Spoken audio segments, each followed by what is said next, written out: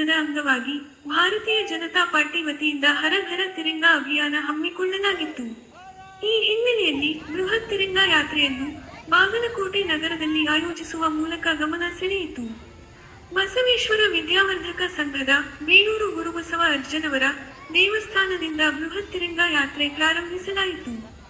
ಸುಮಾರು 500 ಮೀಟರ್ ಉದ್ದದ ಧ್ವಜವನ್ನು ಪ್ರದರ್ಶನ ಮಾಡಲಾಯಿತು. ಶಾಲಾ ಕಾಲೇಜ್ ವಿದ್ಯಾರ್ಥಿಗಳು, ನಿವೃತ್ತ ಸೈನಿಕರು, ದೇಶಾಭಿಮಾನಿಗಳು ಹಾಗೂ ಬಿಜೆಪಿ ಪಕ್ಷದ ಕಾರ್ಯಕರ್ತರು ಭಾಗವಹಿಸಿ ಯಾತ್ರೆಯು ಯಶಸ್ಸುಗೊಳಿಸಿದರು.